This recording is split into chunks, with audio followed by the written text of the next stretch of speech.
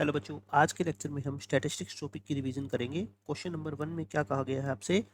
A factory employs 100 workers of whom 60 work in the first shift. यानी कि एक factory में आप ये मान लो 100 वर्कर्स काम करते हैं, उनमें से 60 जो है ना वो तो फर्स्ट शिफ्ट में काम करते हैं। यानी ऐसा मान लो एक मॉर्निंग शिफ्ट होती है, एक इवनिंग शिफ्ट होती है। 60 अगर इवनिंग मॉर्निंग में करते हैं तो बाकी 40 कहाँ करेंगे? सेकंड शिफ्ट में काम करेंगे। The average wages of all the 100 workers, यानी कि इस फैक्ट्री के अंदर जितने 100 वर्कर्स काम करते हैं उनकी सभी की एवरेज अगर हम निकालें वेजेस की डेली की, तो वो कितनी है? 38 है। और एवरेज वेजेज ऑफ 60 वर्कर्स जो फर्स्ट शिफ्ट के अंदर 60 काम करते हैं उनकी एवरेज जितनी है, तो बताओ सेकंड शिफ्ट के अंदर जो 40 वर्कर काम करते हैं उनकी एवरेज कितनी है? बच्चों बिल्कुल आसान होता है। देखो यहाँ पे आप लिखा करो फर्स्ट शिफ्ट और यहाँ सेकंड शिफ्ट। फर्स्ट शिफ्ट में कितने परसेंट काम करते हैं? 60। और सेकंड में कितने काम करते हैं? 40। अब आप ये बताओ पहली शिफ्ट के जो 60 वर्कर्स है उनकी एवरेज कितनी है? 40। यहाँ पे क्या लिख लिया करो? एवरेज। और दूसरे वाले की एवरेज हमें पता ही नहीं, हम क्या मान लेते हैं? एक्स। और कंबाइंड एवरेज क्या है इन सारे, इन टोटल ग्रुप की बच्चों? कंबाइंड एवरेज यानी कि सारे के सारे 100 वर्कर्स की एवरेज कितनी दे रखी है आपको? 38 दे रखी है। तो बिल्कुल बेसिक सा तरीका होता है कैसे इनकी फर्स्ट शिफ्ट के अंदर 60 वर्कर काम करते हैं और हर वर्कर 40 रुपये कमाता है। तो बताओ टोटल कितना हो गया? 2400। ये टोटल कितना हो गया बोलो? 40x। तो अकॉर्डिंग टू क्वेश्चन इनका मैं कंबाइन निकालूं तो मतलब कि सबको ऐड करके और टोटल वर्कर कितने हैं? 100, इससे डिवाइड कर दो और ये कंबाइंड एवरेज बच्चों आपको कितना दे रखा है? 38 दे रखा है। तो यहाँ से 40x कितना आ गया आपको पता लग गया? 3800 में से क्या कर दो? 2400 माइनस कर दो 1400। एक जीरो से एक जीरो बच्चों कैंसिल करोगे तो x की वैल्यू कितनी आएगी बोलो? 35। यानी कि जो बाकी 40 वर्कर्स है उनकी एवरेज सैलरी कितनी है? 35। एक मेथड तो ये हो ही गया बच्चों, ध्यान से सुनना मेरी बात। मेथड नंबर 2, मेथड यही है बट मैं आपको कहता हूँ कैलकुलेशन को छोटा कर दो। मैंने आपको एक बात बताई हुई, याद हो तो आपको, जो नंबर ऑफ वर्कर्स होते हैं ना वो 60-40 ले लो या इनका रेशियो ले लो बच्चों। 60:40 या इसको 20 पे काट के 3:2 ले लो, तब भी आपका आंसर क्या आने वाला है? सेम ही आने वाला है। ठीक है, इनकी एवरेज 40, इनकी x, और कंबाइंड एवरेज कितनी है पूरे ग्रुप की? 38। तो बस इनका टोटल कितना हो गया बताओ? 120। इनका टोटल कितना हो गया? 2x। तो कंबाइंड एवरेज निकालो। और अब पर्सन कितने हो गए टोटल बताओ? 3 + 2 5 और इक्वल टू कितना आएगा? 38। तो बस इससे क्या है, थोड़ी कैलकुलेशन छोटी हो जाती है बट मेथड यही है। आपको रेशियो ध्यान रखना हमेशा किसका लेना है? जो काउंटिंग है, नंबर ऑफ वर्कर्स है। एवरेज का रेशियो ले लिया ना आपने कि ये एवरेज इसकी 40 थी, इसकी कुछ है, अगर इसका रेशियो ले लोगे तो आंसर क्या आएगा? गलत आएगा। ठीक है, एवरेज का रेशियो नहीं लेना। रेशियो किसका लेना है बच्चों? नंबर ऑफ वर्कर्स का, नंबर ऑफ स्टूडेंट्स का, इनका। ये बिल्कुल आसान क्वेश्चन है। इसमें बच्चों कहता है एक्स बार जो है वो मीन है फर्स्ट एन नेचुरल, यानी कि फर्स्ट एन ऑब्जर्वेशन का। ये सारे के सारे एन ऑब्जर्वेशन है, इनका मीन क्या है? एक्स बार। तो कहता है ये जो एक्सप्रेशन है ये क्या रिप्रेजेंट करती है? इसका मतलब क्या है? देखो मैं आपको लिख के बताता हूँ इसका क्या मतलब है। आई को 1 पुट करना, x1 में से क्या माइनस करो? x बार। फिर प्लस का साइन, आई को क्या पुट करो? 2, x2 माइनस x बार। फिर बच्चों प्लस का साइन, x3 में से x बार घटाओ। ऐसे चल रहा है ना। तो इसको हम क्या बोलते हैं? अगर लैंग्वेज की फॉर्म में बोलना चाहूँ तो हर ऑब्जर्वेशन का मैं डिफरेंस निकाल रहा हूँ बच्चों। किससे? उनके मीन से। और फिर उनको क्या कर रहा हूँ मैं? ऐड। तो इसको क्या बोलेंगे हम? Sum of the deviations. Deviation क्या होता है बच्चों? Difference. Sum of the deviations of all observations, sum of the deviations of all observations from their mean. बच्चों ये आपसे पूछा गया है और आपको पता है कि इसका आंसर तो डायरेक्ट क्या होता है? जीरो होता है ना। सारे के सारे ऑब्जर्वेशन का अगर डिफरेंस निकालोगे उनसे मीन से और फिर उन सबको ऐड करोगे बच्चों, आंसर हमेशा क्या आता है? जीरो आता है। ठीक है, आंसर आसान है इसका। तो इस क्वेश्चन में क्या कहा गया है? पहले एन नेचुरल नंबर का जो मीन है ना वो इसके इक्वल है बच्चों। यानी कि पहले एन नेचुरल नंबर कौन होते हैं? ये। इनका मीन आपको पता है क्या क्या होता है? पहले एन नेचुरल नंबर का मीन बच्चों ये क्या होती है? एपी। और एपी, किसी भी एपी का मीन कैसे निकालते हैं? फर्स्ट टर्म प्लस में लास्ट टर्म बाय 2। या फिर इन सारे नेचुरल नंबर का बच्चों सम कितना होता है? N into n plus 1/2। और उसको एन से डिवाइड कर देंगे तो वो क्या निकलाएगा? उसका मीन निकलाएगा। ये मीन होता है। और क्वेश्चन में बच्चों ये जो मीन है ना ये कितना दे रखा है बताओ? ये गिवन है और निकालना क्या है अपने को? एन। क्रॉस मल्टीप्लाई करके एन निकाल दो। 3n+3 equal to 2n plus में 14। तो n की वैल्यू कितनी आ गई बोलो? n की वैल्यू आएगी 11। इस क्वेश्चन का आंसर आ गया ऑप्शन नंबर बी। इस क्वेश्चन में क्या कहा गया है? The mean of the numbers, इन सारे नंबर का मीन बच्चों 82 है। तो आपसे पूछा गया है कि इन नंबर्स का मीन क्या होगा? यानी कि 50 और एक 1। आप मेरे को ये बताओ इन नंबर्स का, इन 5 नंबर्स का मीन निकालने के लिए, इन 5 नंबर्स का मीन निकालने के लिए आपको किसी और डाटा की जरूरत थोड़ी है। इन 5 नंबर का मीन तो आप इंडिपेंडेंटली निकाल सकते हैं ना बिना इसकी हेल्प लिए। तो बस आप इनका क्या निकाल दो, सिर्फ मीन निकाल दो। ये तो कंफ्यूज करने के लिए आपको दे रखा है। बस आप इन 500 को क्या करो, ऐड करो, और 5 से क्या कर दो बच्चों, डिवाइड, आपका आंसर आ जाएगा। इस क्वेश्चन में क्या कहा गया है, the mean of first 3 terms is 14 and the mean of next 2 terms is 18, find the mean of all the 5 terms. तो आपको कुछ भी समझना है बच्चों, ये 5 बच्चे हैं, आप ये मान लो इन 5 में से पहले 3 बच्चों के एवरेज मार्क्स आए 14। एवरेज का मतलब मैंने आपको क्या बता रखा है, सबके 14 14 मान सकते हो आप, है ना। और नेक्स्ट 2 बच्चों के आए 18 और 18। तो बताओ इन 500 का एवरेज क्या होगा। तो इन सबको क्या कर दो, आप ऐड कर दो, 14 को 3 टाइम्स, 18 को बच्चों को 2 टाइम्स, और टोटल बच्चे कितने बताओ, 5 है। ये आपका क्या आएगा, आंसर आ जाएगा।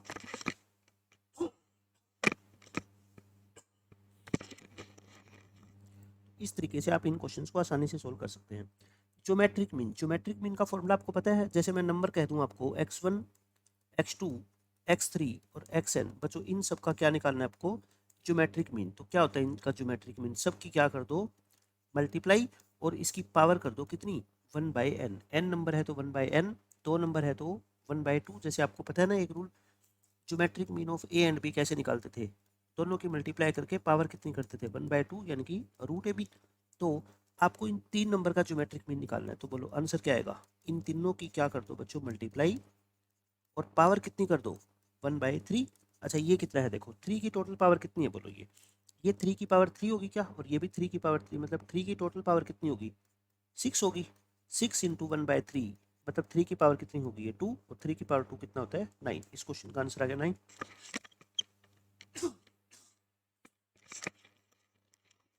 तो बस आपको ज्योमेट्रिक मीन का ये फॉर्मूला याद होना चाहिए। ऐसा ही ये क्वेश्चन है, आपको ज्योमेट्रिक मीन निकालना है बच्चों इन नंबर का। बट ये ध्यान से देखो, ज्योमेट्रिक मीन इन नंबर्स का होता क्या है, इन सब की क्या करो, मल्टीप्लाई, 2 की पावर 1, 2 की पावर 2, 2 की पावर 3, सब की बच्चों मल्टीप्लाई कर दो। और पावर कितनी करेंगे, ये कितने नंबर है आप बता सकते हो मेरे को, 2 की पावर 1 से लेके n तक है, तो मतलब n नंबर है, तो पावर कितनी करेंगे, 1/n। अब आप बस ये बता दो मेरे को कि इनकी मल्टीप्लीकेशन कैसे निकालूं मैं। ये मल्टीप्लाई तो मेरे को करनी नहीं आती, बट अगर आप ध्यान से देखोगे, अगर ये सीरीज को ध्यान से देखो, आपको पता है ना कि बेस अगर सेम है तो सारी पावर को क्या कर दो बच्चों, ऐड कर दो। ऐसे लिख सकता हूँ मैं क्या, और इन सब का एडिशन कितना होगा बताओ, n इंटू एन प्लस 1/2। तो कुल मिला के ये क्या हो गया, 2 की power n into n plus 1/2, और इसके पूरे की पावर बच्चों कितनी है, 1/n। ये n से n कट जाएगा ना, तो क्या आ गया, 2 की पावर n प्लस 1/2। इस क्वेश्चन का आंसर क्या आएगा, 2 की पावर n प्लस 1/2।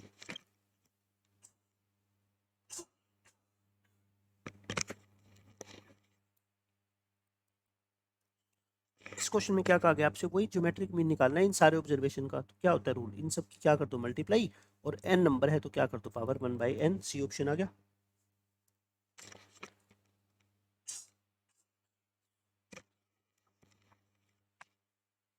इन 3 नंबर का बच्चों आपको क्या निकालना है, ज्योमेट्रिक मीन। तो ज्योमेट्रिक मीन क्या होता है, इन तीनों की क्या कर दो मल्टीप्लाई, और इसकी पावर कर दो कितनी, 1/3।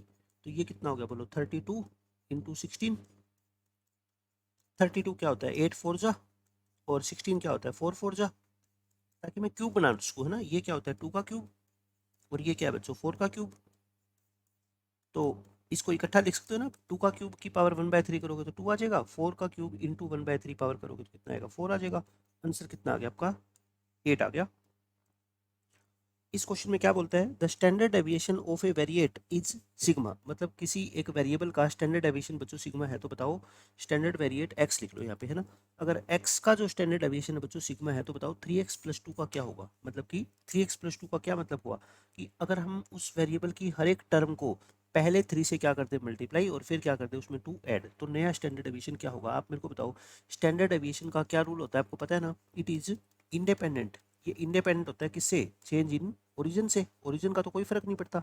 मतलब कि अगर हर टर्म में आप सेम नंबर को प्लस कर देते हो, माइनस कर देते हो, कोई फर्क नहीं पड़ता। बट चेंज इन स्केल का फर्क पड़ता है। कैसे, अगर आप हर टर्म को 3 से मल्टीप्लाई कर दोगे, तो नया स्टैंडर्ड डेविएशन बच्चों क्या हो जाएगा, पहले से 3 गुना हो जाएगा। तो ओरल क्वेश्चन है, 3 सिग्मा आ जाएगा आंसर। इस क्वेश्चन में क्या होता है, mean deviation from mean of the observation this. बताओ मीन डेविएशन का फॉर्मूला आपको पता है क्या? मीन डेविएशन अबाउट मीन बच्चों कैसे निकालते हैं? सारे ऑब्जर्वेशंस में से क्या कर दो, मीन को माइनस और उनकी क्या ले लो, एब्सोल्यूट वैल्यू, सबको ऐड कर दो और डिवाइड में जितने ऑब्जर्वेशन है उसको डिवाइड कर दो, डिवाइड में लिख दो। अब बताओ मेरे को ये एक्सरसाइज क्या है? 3 नंबर है, -1, 0 और 4। पहले तो क्या निकालो, इनका मीन निकालो। तीनों को ऐड करके बच्चों 3 से डिवाइड करोगे, मीन कितना आ गया 1। अब एक्स आई में से क्या करो, एक्स बार को हटा दो। एक्स आई में से एक्स बार को घटाओगे तो बताओ -1 में से 1 घटाना है, 0 में से 1 घटाओगे और 4 में से 1 घटाओगे, है ना।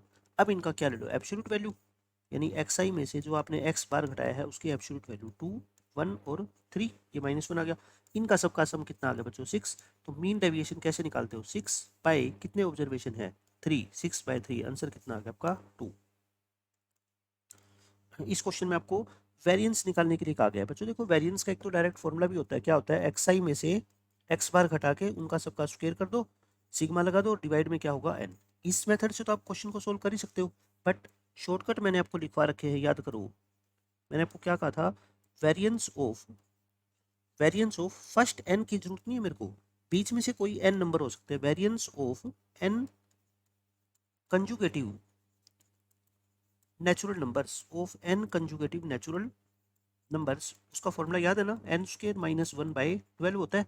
वेरिएंस होता है बच्चों कि इसका एन कंजुगेटिव होने चाहिए, मतलब ये नहीं है कि 1 से स्टार्ट होने चाहिए। मैं कहता हूँ अगर आप 4 से स्टार्ट कर दो, 4, 5, 6, 7, 8 और ये एन टर्म्स तक है और आप इनका क्या निकालना चाहते हो, वेरिएंस, तो क्या होगा, एन स्क्र माइनस 1/12 ही होगा, ठीक है। चाहे 1 से स्टार्ट हो चाहे 4 से, बस काउंटिंग में वो कितने होने चाहिए, एन होने चाहिए, ये हो गया।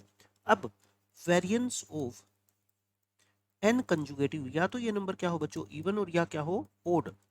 तो इसका आंसर क्या होता है, एन स्क्र माइनस 1/12 की जगह क्या कर दो आप, 3 कर दो, है ना। इवन या ओड दिया हो तो 3 कर दो, नेचुरल नंबर दिया हो तो क्या कर दो, 12 कर दो। तो बताओ ये जो नंबर लिख रखे हैं आपके सामने, ये क्या है, 5 कंजुगेटिव इवन नेचुरल नंबर है ना, इवन नेचुरल नंबर। सो इनका वेरिएंस कितना आ जाएगा बोलो, एन स्क्र माइनस 1/3 आएगा।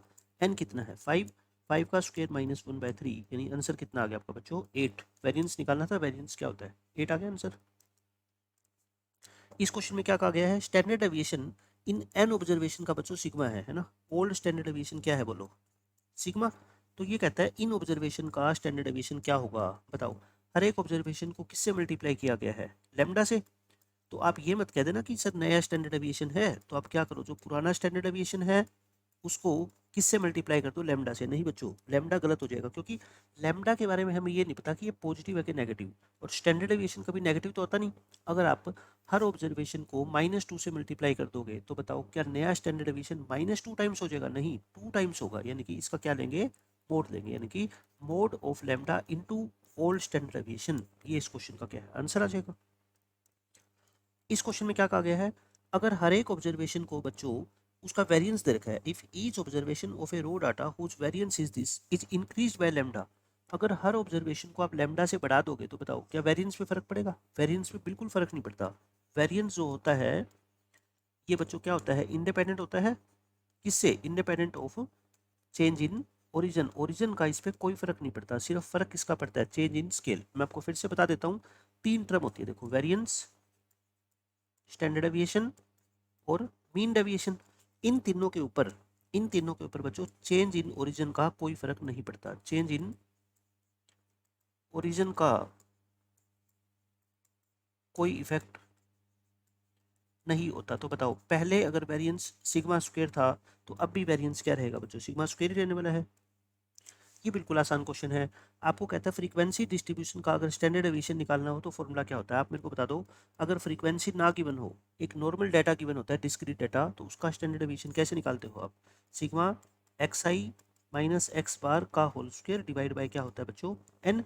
अगर फ्रीक्वेंसी गिवन हो ना, मेरी बात ध्यान से सुना, अगर डाटा में फ्रीक्वेंसी भी गिवन हो, जैसे डाटा ऐसा हो एक्स आई और इनकी फ्रीक्वेंसी दे रखी है बच्चों आपको 2, 5, 4, 1 या 2 ऐसे, तो अब बस आपको फॉर्मूले के अंदर क्या करना है, ऊपर भी इस सारे का आंसर निकाल के x i minus x bar का होल स्क्वायर, इसको सिर्फ क्या कर देना बच्चों, एफ आई से मल्टीप्लाई कर देना, ठीक है। और नीचे एन, एन कहो या सारी फ्रीक्वेंसी का टोटल कहो, बात तो एक ही होती है ना। एन क्या होता है, नंबर ऑफ ऑब्जर्वेशन, या फिर सारी फ्रीक्वेंसी का क्या होता है बच्चों, टोटल। तो फॉर्मूला क्या बन गया देख लो, ये आपको दिख रहा है क्या, option C, standard deviation sigma f x i minus x bar का whole square upon sigma f. Option number क्या आ गया, सी आ गया। तो बस आपको क्या करना होता है, तो देखो यहाँ पे बी और सी में क्या फर्क है, यहाँ पे सिग्मा एफ अंदर है और यहाँ बाहर है, बाहर नहीं आता बच्चों, पता है ना, पूरे के ऊपर रूट आता है।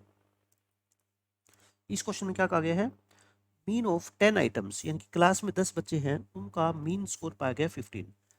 फिर बाद में जब वेरिफिकेशन हुई ना, तो ये पाया गया कि an item 21 was miscopied as 12। बच्चे इसमें समझने में ये गलती कर देते हैं कि सही क्या था और गलत क्या पढ़ लिया गया। वॉज मिस कॉपीड यानी कि उसको गलत कॉपी कर लिया गया, कितना 12, मतलब 12 गलत है और सही क्या था 21, यानी कि करेक्ट तो अपने को पढ़ना चाहिए था कितना 21, और उसको गलती से हमने पढ़ कितना लिया बच्चों बताओ, 12। तो बिल्कुल आसान तरीका होता है देखो इन क्वेश्चंस को सोल्व करने का। पहले ओल्ड टोटल निकाल लो आप, है ना, ओल्ड टोटल, या कि जो इनकरेक्ट टोटल आपने निकाला है वो कितना होगा। क्लास में 10 बच्चे हैं, उनका हर एक का स्कोर है 15, तो 10 इंटू 15 150, यानी कि आपने अपने हिसाब से टोटल निकाल दिया कितना बच्चों 150, बट ये तो इनकरेक्ट है। क्यों, क्योंकि आपने ये टोटल निकालते वक्त एक आइटम जिसकी वैल्यू 21 थी उसको आपने क्या पढ़ लिया, 12 पढ़ लिया। तो बताओ करेक्ट टोटल क्या आएगा, करेक्ट टोटल आप कहोगे सर जो 150 हमने निकाला है ना, उसमें से जो इनकरेक्ट पढ़ लिया उसको तो हटा दो, जो चीज़ गलत पढ़ ली उसको घटा दो, और जो पढ़नी चाहिए थी और अभी तक आपने नहीं पढ़ी उसको क्या कर दो, ऐड कर दो। तो कुल मिला के यानी कि 9 बढ़ जाएगा ना। बच्चों आप ये बताओ 21 की जगह आपने 12 पढ़ लिया, कितना कम पढ़ लिया 9, तो अब 9 को क्या कर दो, वापस से बढ़ा दो। तो अब नया मीन क्या आ जाएगा बताओ, नया मीन या करेक्ट मीन 159 को किससे डिवाइड करोगे बच्चों, 10 से। आंसर कितना आ गया 15.9 इस क्वेश्चन का आंसर है। बट मैं कहता हूँ इतना कुछ लिखने की जरूरत ही नहीं है ना आपको, आप बस ये कहो कि हमने एक बच्चे के नंबर को 12 पढ़ लिया, बट रियल में उसके नंबर थे कितने 21। आप बताओ जब इस डेटा को सही किया जाएगा तो पूरी क्लास के टोटल में कितना इंक्रीज होगा, इंक्रीज इन टोटल 9 होगा ना।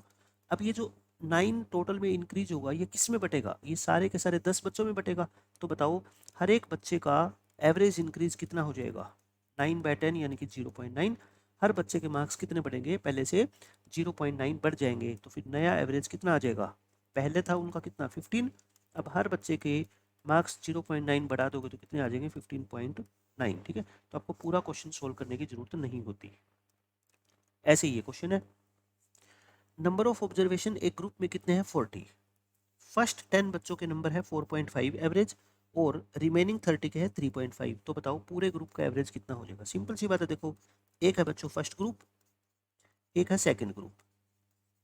फर्स्ट ग्रुप में बच्चे बता दो कितने हैं 10, और सेकंड ग्रुप में बच्चे कितने हैं 30। मैंने अभी क्या बताया था आपको, इन नंबर ऑफ स्टूडेंट्स का अगर आपका मन करे तो आप रेशियो ले सकते हो, है ना, 0 से 0 काट दो। अब इनकी एवरेज देख लो, इन पहले 10 बच्चों की एवरेज कितनी है 4.5, और इनकी एवरेज कितनी है 3.5। तो बता दो पूरे ग्रुप की कंबाइंड एवरेज क्या होगी, कंबाइंड एवरेज। तो क्या होती है कंबाइंड एवरेज बताओ, इनका टोटल कितना हो गया बोलो 1 इंटू 4.5, प्लस इनका टोटल कितना हो गया 3 इंटू 3.5, और पूरी क्लास में बच्चे कितने हो गए 1 प्लस में 3, तो ये हो गया 4.5, प्लस बच्चों कितना आ गया 13.5/4, तो 18/4 यानी कि 9/2, 9/2 कितना होता है 4.5, 4.5 15 आएगा क्या, 18 आएगा, ये तो है ना 18, 9/2 आंसर क्यों नहीं आ रहा, हम एक बार चेक कर देते हैं। ये है 4.5 और ये है 3.5, ये हमने मिस्टेक कर दिया ना, 3 इसको करेंगे तो कितना आएगा, ये 10 आएगा, तो ये कितना आएगा अपना 15, 15/4 इस क्वेश्चन का क्या है करेक्ट आंसर आ जाएगा। इस क्वेश्चन में क्या कहा गया है, ये बहुत अच्छा क्वेश्चन है। इसमें ये बोला गया है the weighted mean of first n natural numbers, आपको बताना है हुज वेट्स। बच्चों जो वेट्स होता है ना, वेट, उसको वेट कह लो या उसकी फ्रीक्वेंसी कह लो, एक ही बात है। देखो मैं आपको सोल्व करके दिखाता हूँ पूरा क्वेश्चन। ये कहता है पहले n नेचुरल नंबर है, मैं एक टेबल बना के आपको दिखाता हूँ। ये डाटा है 1 2 3 4 5 अप टू n, इनका अपने को मीन निकालना है। बट ये कहता है इनका जो वेट है ना, हर एक ऑब्जर्वेशन का जो वेट है या हर ऑब्जर्वेशन की जो फ्रीक्वेंसी है वो किसके इक्वल है, whose weights are proportional to their corresponding numbers. मतलब कि वन जो है ना इस डाटा के अंदर बच्चों कितनी बार लिखा गया है 1 के एक बार लिखा गया है, ठीक है। यानी कि जितना वो नंबर है ना उतनी बार लिखो। 2 कितनी बार लिखोगे, 2 बार। 3 को कितनी बार लिखोगे, 3 टाइम्स। इसको 4 टाइम्स, इसको 5। जितने नंबर की वैल्यू है ना उस नंबर को उतनी ही बार लिख के, और जितने सारे नंबर बनेंगे ना बच्चों उन सब का आपसे क्या पूछा गया, मीन। बस इतना सा क्वेश्चन है, ठीक है। तो बताओ एक्स आई भी आ गया, एफ आई भी आ गया, तो अब आप क्या करते हो, एफ आई एक्स आई तो क्या हो जाएगा, 1 × 1 यानी कि 1 स्क्वायर।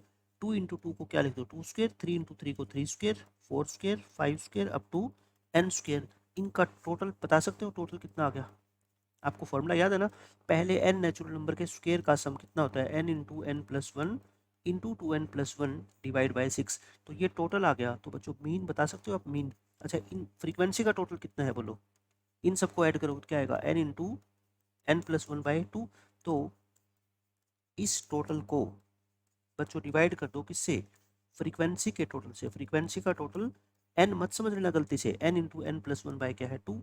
ये टर्म कैंसिल, ये 3 पे कैंसिल, तो आंसर कितना आ गया 2n+1/3। 2n+1/3 option number D आ जाएगा। ये बिल्कुल आसान क्वेश्चन है, वही करेक्शन वाला क्वेश्चन है ये। 50 स्टूडेंट्स का एवरेज स्कोर कितना था, 44 था। बाद में पता लगा that a score 23 was incorrectly recorded as 73। मतलब कि बच्चों इसके मार्क्स तो एक्चुअल में कितने थे 23, बट पढ़ लिए हमने क्या 73। आप एक बात बताओ, आपने मार्क्स कम पढ़ लिए या ज़्यादा पढ़ लिए, ज़्यादा पढ़ लिए। ऐड तो करने चाहिए थे 23, बट आपने उस बच्चे के मार्क्स को 73 पढ़ के और ऐड कर दिया 73।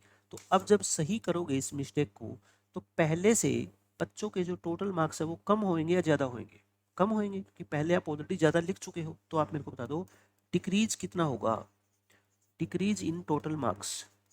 सारे बच्चों के जब मार्क्स दोबारा काउंट किए जाएंगे तो उनमें डिक्रीज आएगा कितने का, 73 आपने पढ़ लिया, पढ़ने चाहिए थे 23, मतलब कि 50 आपने ज़्यादा पढ़ लिए, तो 50 क्या हो जाएंगे, सारे मार्क्स कम हो जाएंगे। तो ये तो डिक्रीज इन टोटल मार्क्स है। तो डिक्रीज इन एवरेज कितना आ जाएगा, अब ये जो 50 मार्क्स कम होंगे इसका भुगतान कौन करेंगे, ये 50 के 50 बच्चे कैसे इक्वली, तो मतलब हर बच्चे का नंबर क्या हो जाएगा, एक कम हो जाएगा। तो नई एवरेज कितनी आ गई बोलो, पहले 44 थी, एक कम हो जाएगी, तो अब नई एवरेज कितनी आएगी, 43 हो जाएगी। इस क्वेश्चन में क्या कहा गया है, mean weight of A class of 32 students is this one. यानी कि क्लास में 32 स्टूडेंट्स है और उनका मीन यानी कि एवरेज वेट हमने निकाला, तो वो कितना है बच्चों 40.5 kg है।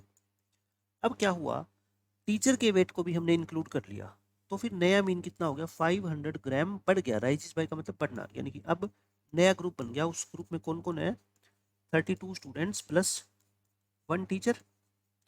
तो बताओ इनका टोटल एवरेज कितना हो गया, एवरेज वेट पहले 40.5 था, अब हाफ kg बढ़ गया, यानी कि कितना हो गया 41 kg हो गया।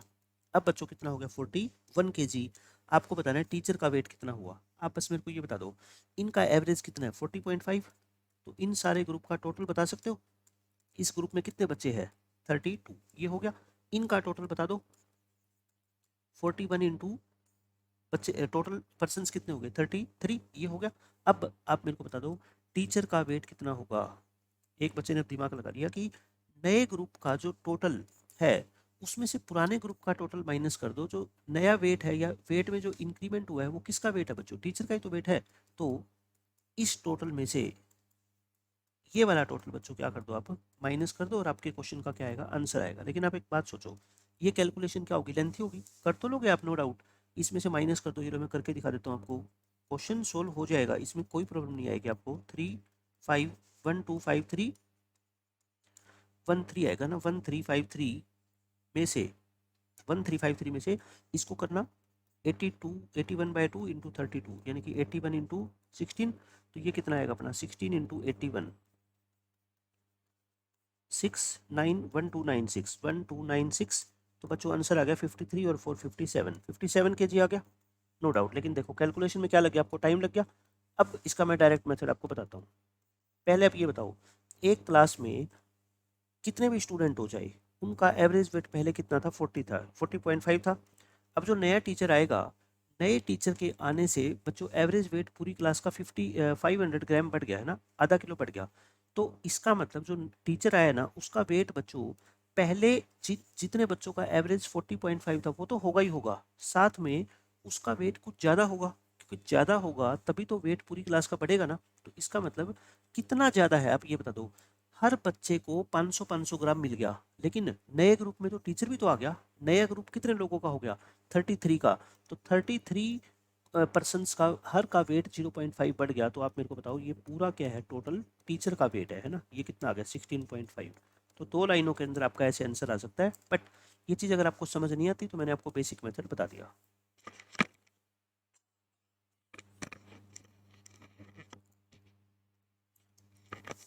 अब देखो नेक्स्ट क्वेश्चन में क्या कहा गया है, एक क्लास है 100 स्टूडेंट्स है, उसमें the average amount of pocket money, यानी उनको जो पॉकेट मनी मिलती है डेली, एवरेज कितनी है 35, मतलब पर बच्चा अपने घर से 35 रुपये लेके आता है, और उनमें से एवरेज 25 है गर्ल्स की, यानी कि गर्ल जो स्टूडेंट है उनकी एवरेज पॉकेट मनी है 25, और जो बॉयज़ है उनकी एवरेज मनी है बच्चों कितनी 50।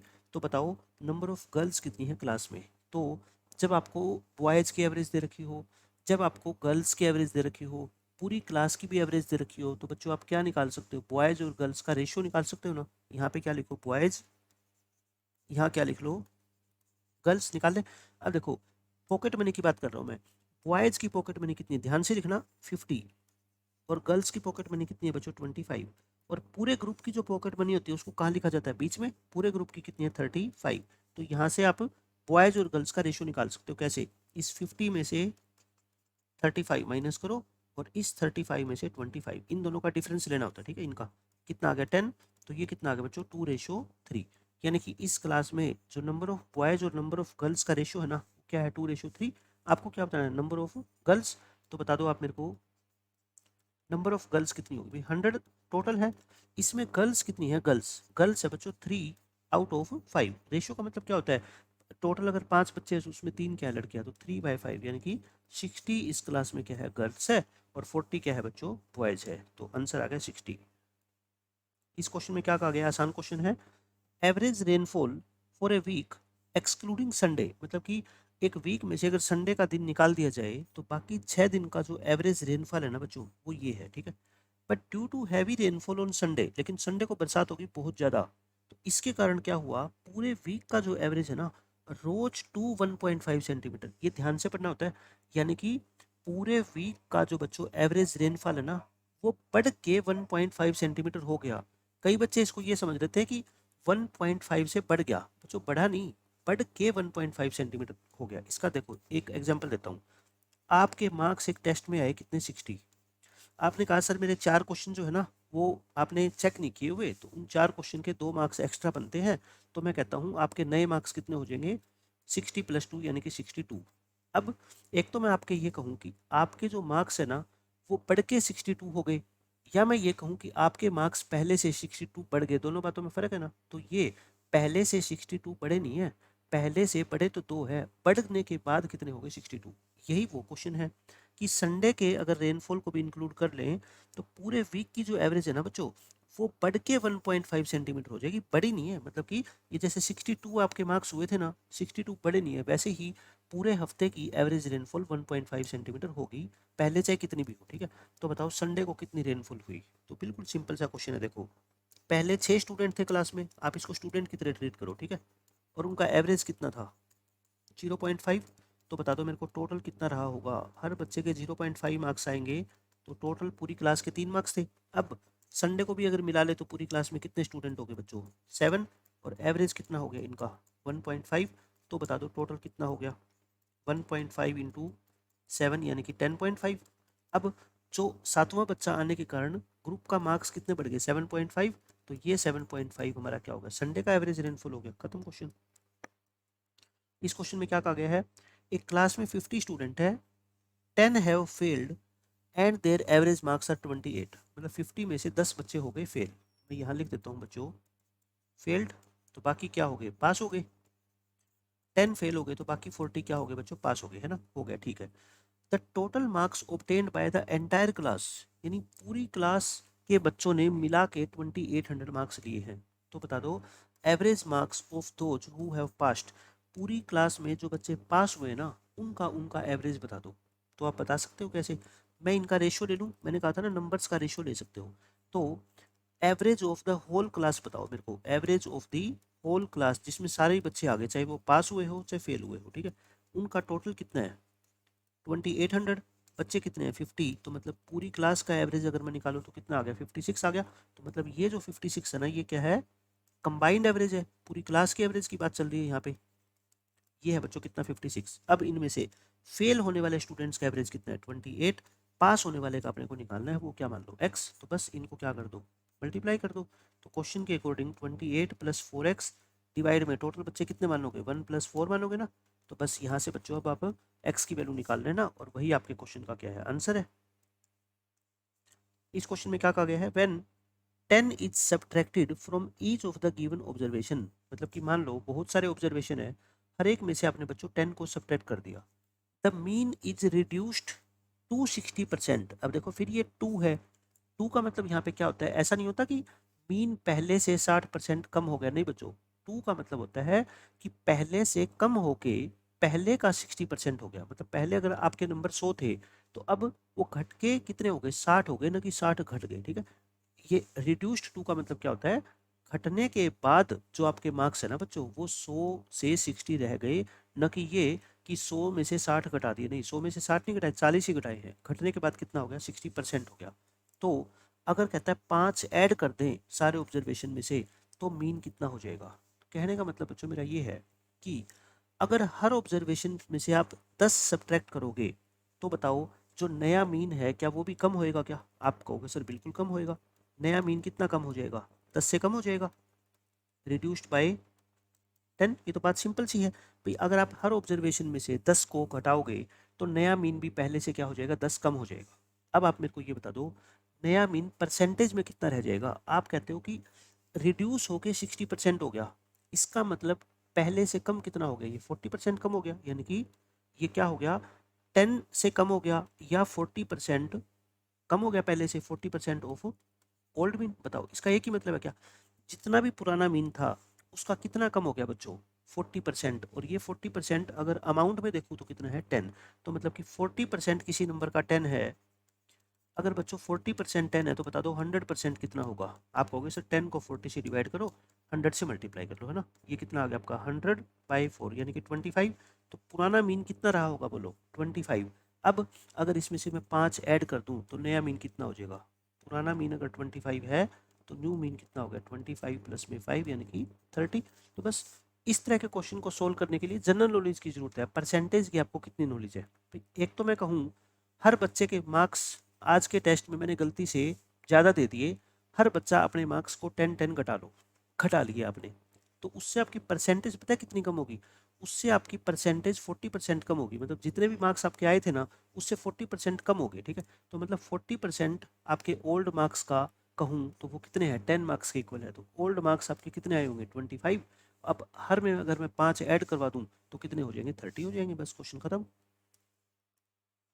इसमें क्या बोला गया है, एक ग्रुप है अनस्किल्ड वर्कर्स का, उनकी एवरेज सैलरी बच्चों कितनी है 10,000 रुपये, और एक ग्रुप है स्किल्ड वर्कर्स का, उनकी एवरेज सैलरी है 15,000 रुपये। तो उनकी कंबाइंड एवरेज दे रखी है आपको, मतलब कि सारे वर्कर्स को अगर एक कर लिया जाए तो उनकी कंबाइंड एवरेज बनती है 12,000। तो बताओ स्किल्ड वर्कर्स कितने परसेंट है, तो यहाँ पे लिख लो आप स्किल्ड, और यहाँ पे क्या लिख लो बच्चों अनस्किल्ड।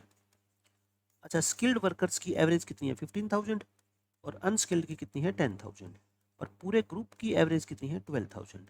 तो फिर इनका रेशियो निकाल लो। बताओ 12,000 में से 10,000 माइनस करोगे 2,000, और इनका दोनों का डिफरेंस 3,000। अपने को तो रेशियो से मतलब है ना, तो मतलब इस फैक्ट्री में या इस कंपनी में स्किल्ड वर्कर्स कितने हैं बच्चों 2, तो अनस्किल्ड कितने हैं 3। तो बता दो मेरे को आप परसेंटेज ऑफ किसकी निकालनी है, आपको स्किल्ड वर्कर्स की निकालनी है। 2:3 का मतलब क्या होता है, परसेंटेज का मतलब क्या होता है कि 100 आप टोटल वर्कर्स कितने मान लो 100, उनमें से स्किल्ड कितने हैं बच्चों 2 आउट ऑफ कितने 5, 2 आउट ऑफ 5, यानी कि 40% वर्कर्स क्या है स्किल्ड है, बाकी 60% क्या है अनस्किल्ड है। आपसे स्किल्ड पूछा गया तो आंसर आ गया 40%। इस क्वेश्चन में क्या कहा गया है, एक ग्रुप में, ये सेम पीछे वाला क्वेश्चन है, एवरेज वेट ऑफ बॉयज इतना है और गर्ल्स का एवरेज वेट इतना है, और पूरी क्लास का अगर एवरेज निकालो तो इतना है। तो बता दो नंबर ऑफ बॉयज कितने हैं, number of boys to that of girls, मतलब कि रेशो निकालना है ना आपको, क्या निकालना है बच्चों, वही number of boys ratio number of girls निकालना है। तो वही मेथड लगा दूं एलिगेशन मेथड, ऊपर क्या लिखता हूँ बॉयज यहाँ पे और गर्ल्स यहाँ पे। बॉयज का एवरेज कितना है बच्चों 80, और गर्ल्स का एवरेज वेट कितना है 50, और पूरी क्लास का वेट निकाला तो कितना है वो 60। इनका डिफरेंस बताओ कितना आ गया 10, 80 और 60 का डिफरेंस 20। तो उस क्लास में बच्चों जो नंबर ऑफ बॉयज और नंबर ऑफ गर्ल्स का रेशियो है वो कितना है 1:2 है। ठीक है, अब इस क्वेश्चन में पढ़ो क्या बोला गया है। Average weight of the students in A class of 35 student, 35 बच्चे हैं, उनका एवरेज है बच्चों 40 kg। If the weight of the teacher is included, तो ये बढ़ जाता है कितना हाफ kg। तो बता दो वेट ऑफ द टीचर कितना है। तो मैंने आपको बताया था ना टीचर्स का वेट कितना हो जाएगा, बताओ आप मेरे को। टीचर्स वेट देखो, पहले हर बच्चे का वेट कितना था 40, तो टीचर का ऑब्वियसली 40 तो रहा ही होगा, है ना, तभी तो 40 से ज़्यादा लेके आएगा, तभी तो पूरी क्लास का एवरेज बढ़ेगा। अब कितना बढ़ गया पूरी क्लास का एवरेज हाफ, बट पूरी क्लास में अब कितने पर्सन हो गए 35 तो स्टूडेंट था, एक कुछ टीचर, तो मतलब कि 36 बच्चों में आधा आधा किलो वेट बढ़ा होगा। तो मतलब 40 प्लस में 18 बच्चों 58 kg वेट रहा होगा किसका टीचर का। या फिर बेसिक मेथड, बेसिक मेथड बता दो टीचर का वेट कैसे निकालते हो। टीचर्स वेट आप कहोगे नया टोटल में से टीचर के आने के बाद जो ग्रुप बनेगा उसमें से बच्चों ओल्ड टोटल क्या कर दो माइनस कर दो। बताओ टीचर के आने के बाद टोटल पर्सन कितने हो जाएंगे क्लास में 36, 35 स्टूडेंट और एक टीचर, है ना, उनका एवरेज कितना था पहले 40 था, अब आधा किलो बढ़ गया मतलब 40.5 हो गया।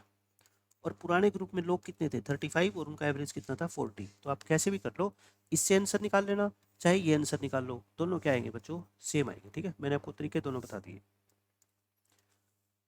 अब ये क्वेश्चन, इसमें मीन वेट ऑफ 10 आइटम्स, यानी कि एक ग्रुप में 10 बच्चे हैं उनका मीन है 28, और दूसरे ग्रुप में बच्चों n आइटम्स है उनका वेट है 35। तो मतलब यहाँ पे लिख लो आप फर्स्ट ग्रुप, और यहाँ पे क्या लिख लो सेकंड ग्रुप।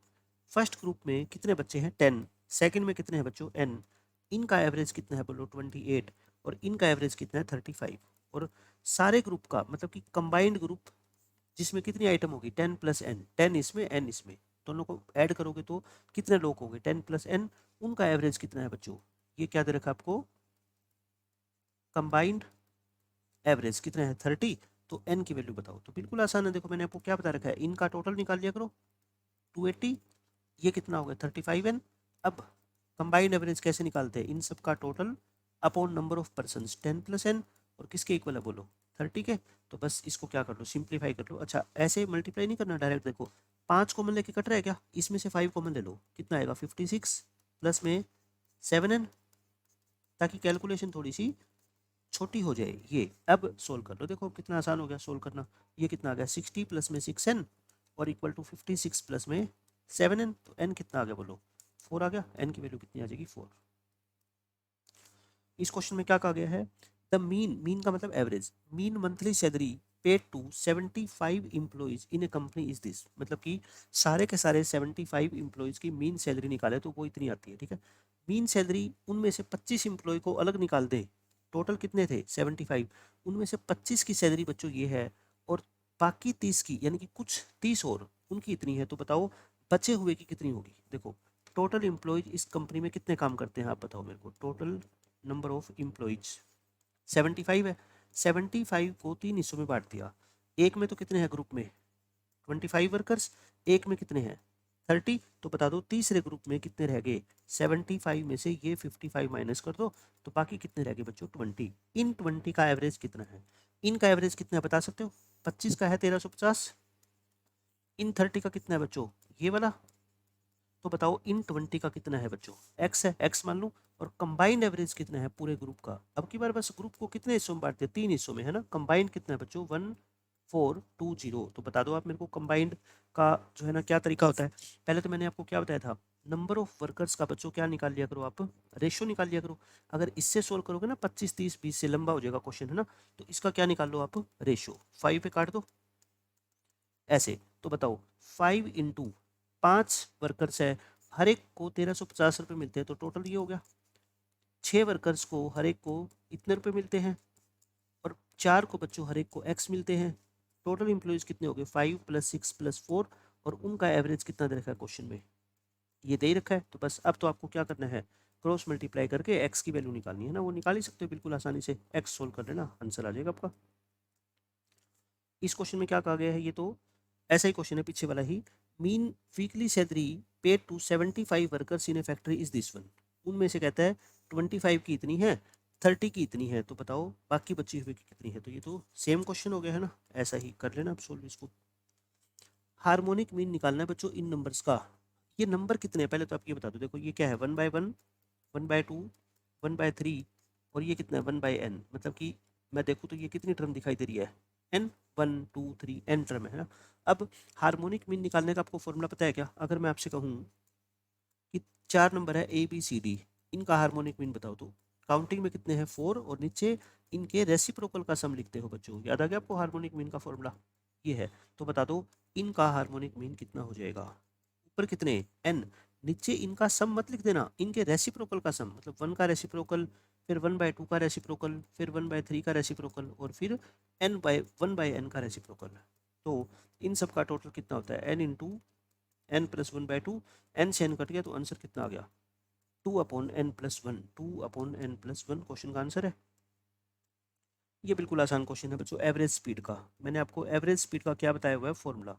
एक तो मैंने शॉर्टकट बताया हुआ है, बट वो शॉर्टकट कब काम करता है, जब सारी की सारी डिस्टेंस जो आप ट्रेवल कर रहे हो ना अलग अलग स्पीड के साथ, वो क्या होनी चाहिए, सेम, इक्वल। बट जनरल फॉर्मूले की अगर मैं बात करूँ, जहाँ पे डिस्टेंस चाहे इक्वल हो चाहे ना हो, मेरे को कोई फर्क नहीं पड़ता।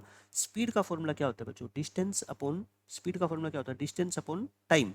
तो एवरेज स्पीड का फॉर्मूला क्या होता है, टोटल डिस्टेंस, जितनी भी आपने डिस्टेंस कवर की है, total distance covered upon total time taken. ठीक है, उस पूरी डिस्टेंस को कवर करने में आपने टाइम कितना लिया है आपस में डिवाइड कर दो तो क्या आ जाएगी स्पीड। अब क्वेश्चन को ध्यान से पढ़ो।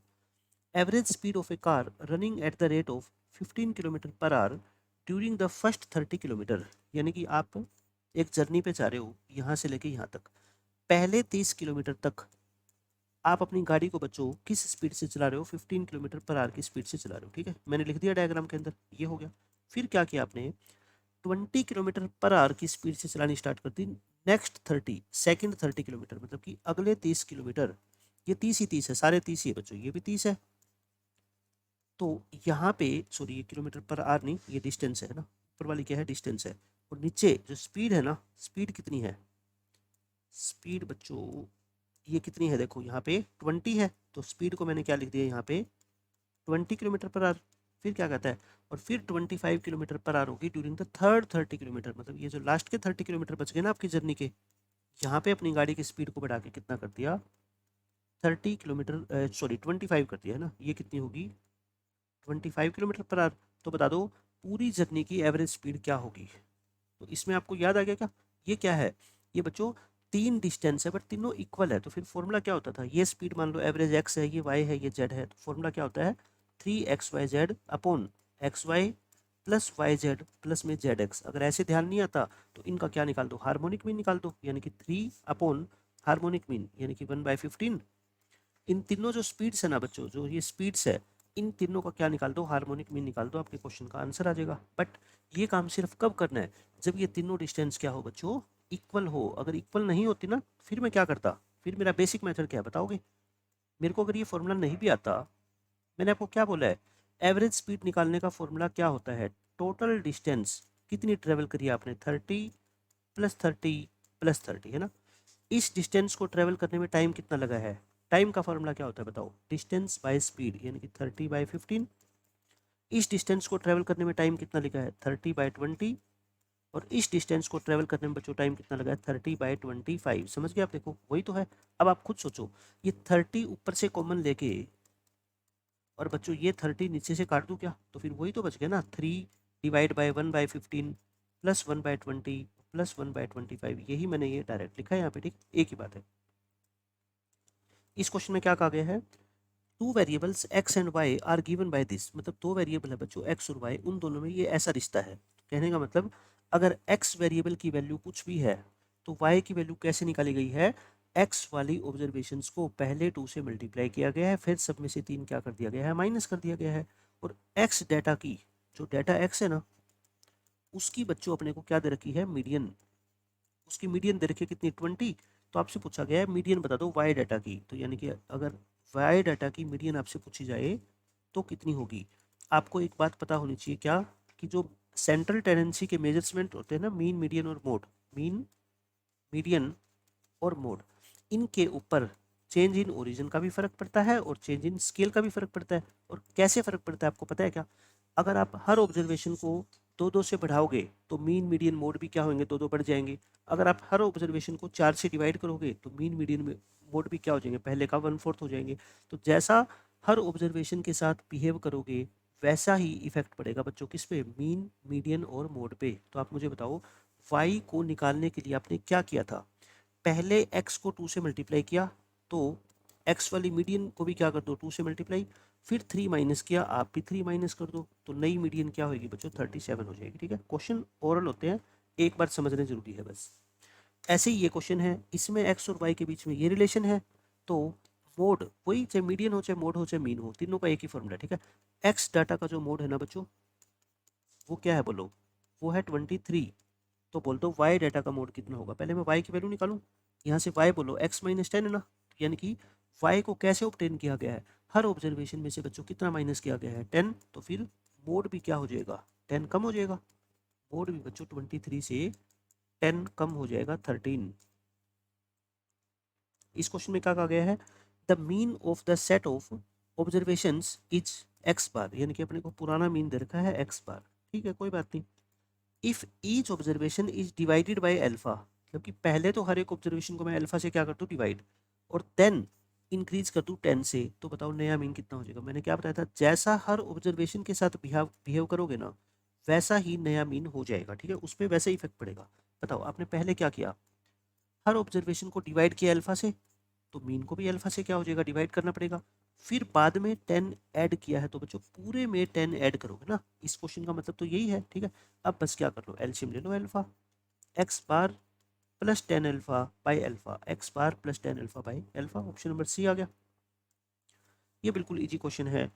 ज्योमेट्रिक मीन दे रखा है बच्चों 2 नंबर का, ज्योमेट्रिक मीन कितना है 8, और उनका हार्मोनिक मीन भी दे रखा है HM 6.4।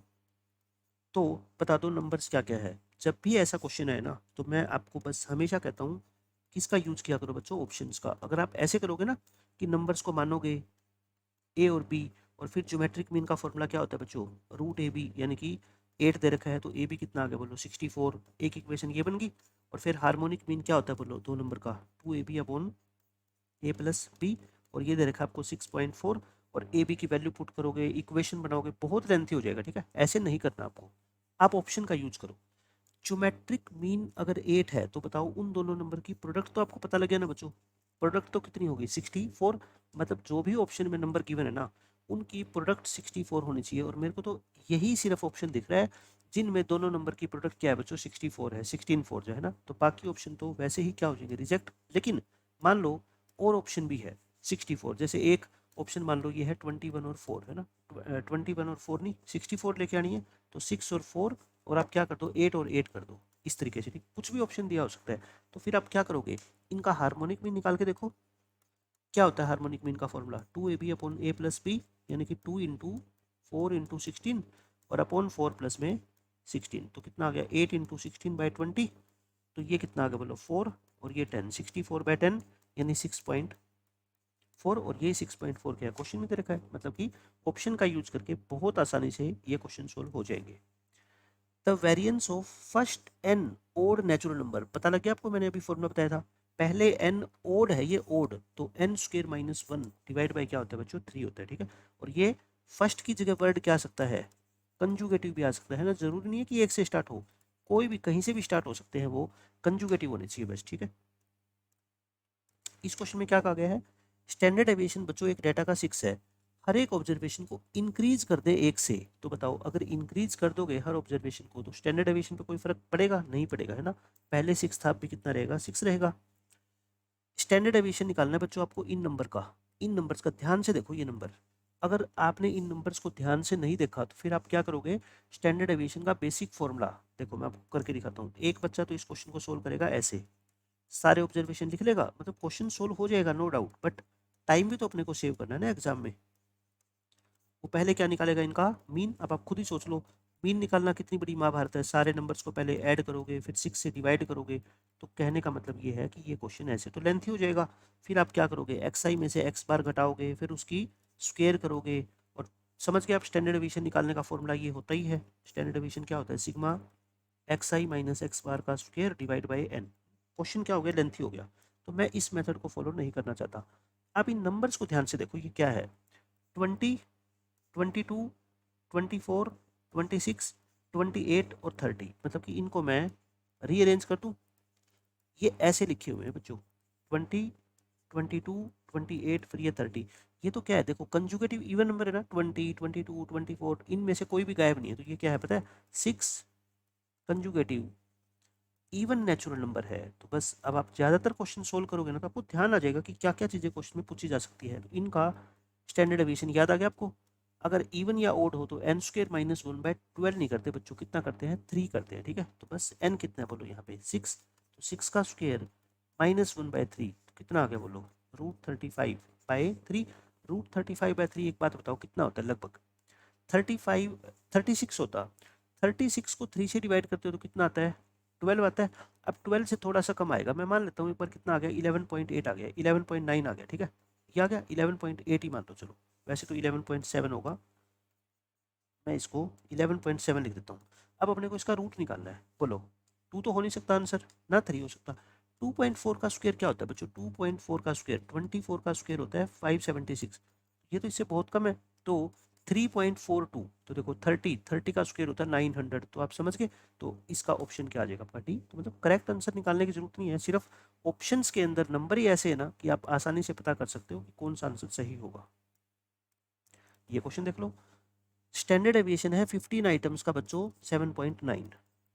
फिर क्या बोलता है, अगर हर एक आइटम को डिक्रीज कर दे 1 से, तो मुझे बताओ नया स्टैंडर्ड एविएशन पे कोई फर्क पड़ेगा क्या, बिल्कुल भी नहीं पड़ेगा। इंक्रीज या डिक्रीज करने से कोई फर्क नहीं पड़ता, पहले जितना ही रहने वाला है, ठीक है। इस क्वेश्चन में coefficient of variation is computed by, coefficient of variation का तो सीधा फॉर्मूला होता है क्या, standard deviation upon mean into 100, formula लिखा हुआ है ना, सीधा याद होना चाहिए बस आपको। एक्स और वाई में बच्चों रिलेशन दे रखा है ये, और सिग्मा एक्स का मतलब बता दो क्या होता है, स्टैंडर्ड एविएशन। सिग्मा किसको डिनोट करता है, standard aviation of data x कितना है 2.5, तो सिग्मा वाई बता दो, यानी कि आपको स्टैंडर्ड एविएशन बताना है किसका, वाई का। वाई को कैसे ऑब्टेन किया गया, देखो इसको पहले वाई निकालो यहाँ से, ठीक है। वाई की वैल्यू निकालने के लिए आपने क्या किया है, इसको सेपरेट डिवाइड कर दूं मैं, यानी कि वाई डाटा की वैल्यू कैसे निकाली गई है पता है, पहले एक्स डाटा के सभी ऑब्जर्वेशन को 7/5 से मल्टीप्लाई किया, फिर उनमें 9/5 ऐड किया। मुझे तो स्टैंडर्ड एविएशन चाहिए, तो स्टैंडर्ड एविएशन में इसका तो कोई इफेक्ट पड़ेगा नहीं है ना, हर एक नंबर को 9/5 से बढ़ाओगे तो कोई इफेक्ट नहीं पड़ेगा। तो नया स्टैंडर्ड एविएशन बता दो, ओल्ड स्टैंडर्ड एविएशन को मल्टीप्लाई कर दो बच्चों किससे, 7/5 से। ओल्ड स्टैंडर्ड एविएशन कितना है 2.5, इसको मल्टीप्लाई कर दो 7/5 से, ये क्या होता है 5/2 होता है। तो ये कितना आ गया 7, ये तो 3.5 ही आ गया ना, तो बस आंसर आ गया अपना कितना 3.5। इस क्वेश्चन में क्या कहा गया है, कोफिशिएंट ऑफ वेरिएशन दे रखा है 58। कोफिशिएंट ऑफ वेरिएशन का फॉर्मूला क्या होता है बच्चों, standard deviation upon mean into 100, और स्टैंडर्ड एविएशन अपन को दे रखा है 21.2, लिख दो इसको 21.2 into 100 divide by mean equal to 58। और आपको निकालना क्या है, अर्थमेटिक मीन, तो यहाँ से अर्थमेटिक मीन एक्स बार निकालना है, क्रॉस मल्टीप्लाई, इसकी मल्टीप्लाई करो 100 से, बोलो ये हो गया। 58 से क्या कर दो इसको डिवाइड, ये तो आई थिंक 4 पे कट गया ना, तो आंसर कितना आ गया आपका x bar is equal to 40। इस क्वेश्चन का आंसर है, 40 नहीं है ऑप्शन में। तो हम देख लेते हैं कैलकुलेशन में कहाँ मिस्टेक है, 21.2 2120 और 58 को 4 से ही कटता है, तो standard deviation upon mean into 100, और ये कितना है अपना कोफिशिएंट ऑफ वेरिएशन 58 है, मैंने 58 लिख दिया, ठीक है।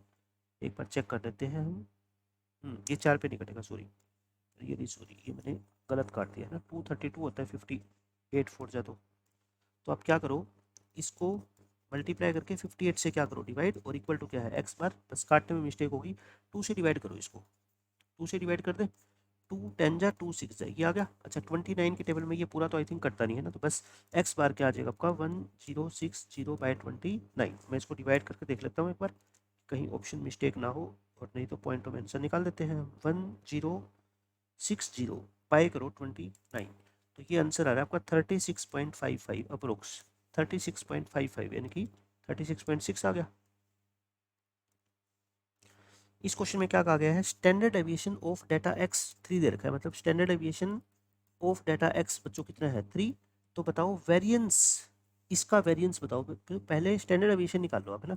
स्टैंडर्ड डेविएशन निकालो, बताओ 5 माइनस 2x का क्या होगा। 3 को मल्टीप्लाई कर दो किससे, x को किससे मल्टीप्लाई किया गया है -2 से, लेकिन आप -2 से नहीं करोगे, इसके मोड से, तो यानी कि 3 2 जा 6। नया स्टैंडर्ड डेविएशन बच्चों कितना आ गया, बोलो 6 आ गया। बट आपको तो क्या पूछा गया है, वेरिएंस। तो पहले स्टैंडर्ड डेविएशन निकाल लो ना, स्टैंडर्ड डेविएशन निकल गया तो वेरिएंस तो क्या होता है, उसका स्क्वायर ही तो होता है। तो आंसर कितना आएगा, ऑप्शन नंबर ए आ जाएगा। इस क्वेश्चन को ध्यान से पढ़ो, बहुत बहुत ज़्यादा इंपॉर्टेंट क्वेश्चन है, बस आप मेरी बात पे विश्वास करो। ये क्वेश्चन आपने सोल्व कर लिया ना तो आपको एक नया तरीका आज पता लगेगा कि कैसे क्वेश्चन एग्जाम में बनाए जा सकते हैं। इन सारे नंबर्स का स्टैंडर्ड डेविएशन बच्चों सिग्मा दे रखा है, तो फिर कहता है सिग्मा की टर्म्स में इन सारे नंबर्स का स्टैंडर्ड डेविएशन बताओ। अब आपको ये लग रहा होगा कि ये भी 5 नंबर है, ये भी 5 नंबर है, ठीक है।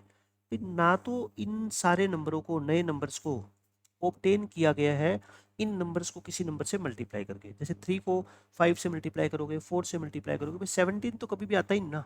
आप इनको किससे मल्टीप्लाई करोगे कि 17 आ जाए, ठीक है। तो यानी कि ना तो इनको मल्टीप्लाई किया गया है, ना इनमें सेम नंबर ऐड किया गया है, क्योंकि 3 में अगर आप 14 ऐड करोगे तब 17 आएगा, तो इसमें 14 ऐड करके तो 18 आएगा, तो 18 तो कहीं है ही नहीं। मतलब ये हुआ कि हमें ये पता नहीं लग रहा कि इस इन सारे ऑब्जर्वेशन में और इन सारे ऑब्जर्वेशन में एक रिलेशन क्या है, और रिलेशन 100% है। अगर रिलेशन ना होता ना बच्चों, तो फिर इसका स्टैंडर्ड डेविएशन अगर सिग्मा है, तो फिर इसका स्टैंडर्ड डेविएशन सिग्मा के टर्म में कैसे आ गया, वो तो तभी आएगा ना जब कुछ ना कुछ क्या है, इन दोनों में रिलेशन है। तो मेरी बात ध्यान से सुनना, रिलेशन हमेशा ऐसे नहीं होता कि आपने हर नंबर को मल्टीप्लाई कर दिया या फिर हर नंबर में कुछ कुछ बढ़ा दिया। रिलेशन ऐसा भी तो हो सकता है, मैंने कहा आप क्लास में 5 बच्चे हो, अब आप ध्यान से सुना, अब आपको पता लग जाएगा कि ऐसे भी रिलेशन बनाया जा सकता है। आप 5 बच्चों के मार्क्स क्लास में ऐसे है, मैंने आपको ये कहा कि आप अपने मार्क्स को बढ़ा लो। नए मार्क्स कितने हैं आपके, न्यू मार्क्स। अब ध्यान से सुना मैं क्या कह रहा हूँ, मैंने आपको कहा आप अपने मार्क्स को बढ़ा लो, आपने कहा कि बताओ कोई फॉर्मूला बताओ कि कैसे बढ़ाएं। मैंने कहा आप हर एक बच्चा अपने मार्क्स को पहले मल्टीप्लाई कर लो किससे, 5 से, और फिर जो आंसर आ जाए ना उसमें 2 क्या कर देना प्लस। आप खुश हो गए, आपने क्या किया, जिसके नंबर 3 थे उसने क्या किया बच्चों, 5 से मल्टीप्लाई कर दिया, और जो आंसर आया उसमें 2 बढ़ा दिए, कितने हो गए 17। फिर नेक्स्ट बच्चा भी ऐसे कर रहा है, इसने भी अपने मार्क्स को 5 से मल्टीप्लाई करके और 2 बढ़ा लिए, कितने हो गए 22। फिर थर्ड बच्चा भी ऐसे कर रहा है, 5 से मल्टीप्लाई करके 2 बढ़ा लिए, तो कितने हो गए 32। अब आपको पता लगे, देखो यही आ रहे हैं ना सारे। तो ये तो यानी कि ये जो नया डाटा है ना बच्चों, ये कैसे ऑब्टेन किया गया बताओ, पहले पुराने डाटा को 5 से मल्टीप्लाई किया गया और फिर 2 ऐड किया गया। अब आप सोचोगे आपको इतनी जल्दी कैसे पता, मुझे भी नहीं पता था। मेरे को तो ये लगा कि 3 की टेबल में 17 से जस्ट छोटा नंबर कौन सा होता है, 15। 3 5 या 15, तो 15 में 2 ऐड कर दो 17। फिर मैंने आइडिया लगाया कि नेक्स्ट भी ऐसे बन रहा है, 4 5 या 20, 20 में 2 ऐड कर दो 22। मतलब कि ये जो नया डाटा है बच्चों, ये कैसे ऑब्टेन किया गया है बता दो। It is obtained by multiplying each observation by 5 and then increased by 2। ऐसे ऑब्टेन किया गया ना, तो बता दोगे आप नया स्टैंडर्ड डेविएशन क्या हो जाएगा। आप कहोगे सर जो पुराना स्टैंडर्ड डेविएशन था ना उसको बस 5 से मल्टीप्लाई कर दो, क्योंकि प्लस माइनस करने का तो कोई फर्क पड़ता नहीं है ना। तो क्या आ जाएगा 5 सिग्मा। 5 सिग्मा इस क्वेश्चन का क्या आएगा बच्चों, आंसर। लेकिन आपसे क्या पूछा गया, वेरिएंस पूछा गया ना, वेरिएंस। तो नया स्टैंडर्ड डेविएशन ये है, तो वेरिएंस कितना होगा इसका स्क्वायर, 25 सिग्मा स्क्वायर। आंसर क्या आ गया आपका, ऑप्शन नंबर डी। तो अब आपको पता लग गया कि नए जो ऑब्जर्वेशन है ना उनको कैसे ऑब्टेन किया जा सकता है, सिर्फ मल्टीप्लाई करके नहीं, कुछ मल्टीप्लाई करके कुछ प्लस करके, ये भी आपको ध्यान रखना है। ये बहुत ही इंपॉर्टेंट क्वेश्चन है, बहुत ही ज़्यादा। देखो 2 तरीके मैं आपको बताऊंगा इसके। आपको एबीसी का स्टैंडर्ड डेविएशन दे रखा कितना, सिग्मा, और फिर वही क्वेश्चन आ गया आपके दिमाग में कि स्टैंडर्ड डेविएशन पूछा है बी प्लस सी का, सी प्लस ए का और ए प्लस बी का। बच्चों एक बात बताओ, आपको ये तो पक्का पता है कि इन एबीसी में और इन 3 नंबरों में कोई खास तरह का रिश्ता तो जरूर है। रिश्ता है तभी तो इनके स्टैंडर्ड डेविएशन में एक रिश्ता है।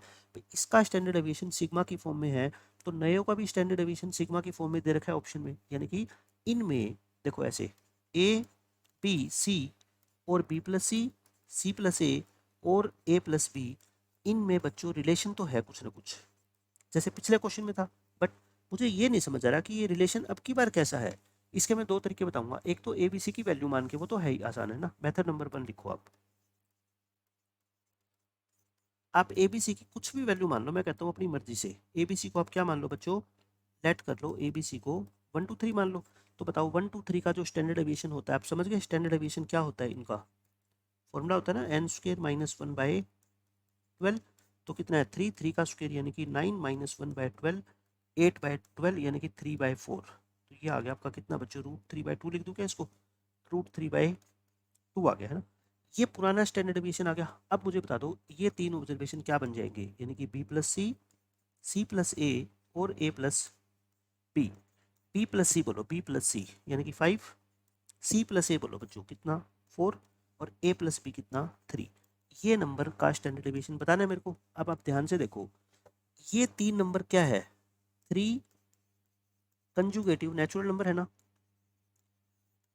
ये तीन नंबर भी तो क्या है बच्चों, 3 कंजुगेटिव नेचुरल नंबर है। बताओ मैं 5 4 3 लिखूं इनको या 3 4 5 लिखूं, नंबर तो वही रहने ना तीन। तो स्टैंडर्ड डेविएशन निकालना, चाहे 5 4 3 करके लिखो, चाहे 5 3 4 करके लिखो, चाहे 3 4 5, तो मतलब कि ये भी तो तीन कंजुगेटिव नेचुरल नंबर है, तो इनका स्टैंडर्ड डेविएशन भी तो बच्चों क्या होगा, वही होगा ना, √3/2 ही होगा। ठीक है, और इसी को तो क्या बोला गया है, सिग्मा।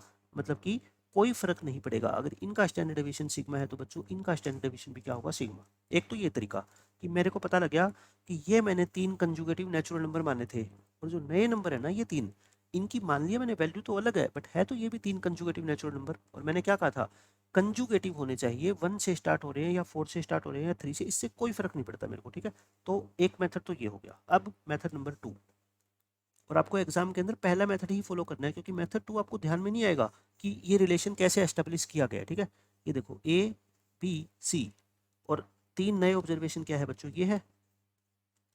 अब मैं कहता हूं आप क्या करो, पहले इन नए वाले तीन ऑब्जर्वेशन को, ध्यान से सुना मेरी बात, नए वाले तीन ऑब्जर्वेशन को मैं क्या कर देता हूँ, माइनस से मल्टीप्लाई कर देता हूँ। ठीक है, मैंने क्या कर दिया बच्चों, माइनस से मल्टीप्लाई कर दिया, ये कर दिया। या आप पुराने वाले ऑब्जर्वेशन को करो, आप क्या कर लो, मेथड नंबर 2 में ऐसे लिखो, क्योंकि अपने को तो पुराने से नए पे पहुंचना है ना।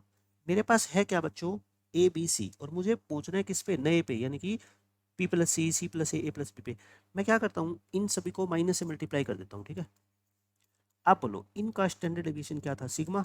तो इनका स्टैंडर्ड डेविएशन बता सकते हो क्या आप मेरे को, सिग्मा ही रहेगा। क्यों, क्योंकि -1 से मल्टीप्लाई करोगे तो -1 के मोड से मल्टीप्लाई होगा ना, तो मतलब माइनस से मल्टीप्लाई करने पे तो बच्चों कोई फर्क नहीं पड़ा। अब आप मेरे को ये बता दो बस आसानी से कि मुझे लेके आना है बी प्लस सी और ए माइनस का है, तो इन सभी में बच्चों क्या कर दो, ऐड कर दो तीनों टर्म में, क्या ए प्लस बी प्लस सी। तो बताओ इसमें ए प्लस बी प्लस सी ऐड करोगे तो ये बी प्लस सी आ गया, ये क्या आ जाएगा, सी प्लस ए, और ये क्या आ जाएगा, ए प्लस बी। और इनका स्टैंडर्ड डेविएशन बता सकते हो। आप कहोगे सर ऊपर वालों का स्टैंडर्ड डेविएशन अगर सिग्मा है ना, तो ऐड करने से तो कोई फर्क ही नहीं पड़ता, तो इनका भी क्या रहेगा, सिग्मा रहेगा। ठीक है, देखो मैंने कितनी आसानी से आपको ये बता दिया कि ए बी सी से अगर आपको बी प्लस सी प्लस ए प्लस बी पे पहुंचना है तो कैसे पहुंच सकते हो। पहले तीनों को नेगेटिव से मल्टीप्लाई कर दो, और फिर तीनों में ए प्लस बी प्लस सी ऐड कर दो, आपका आंसर आ जाएगा।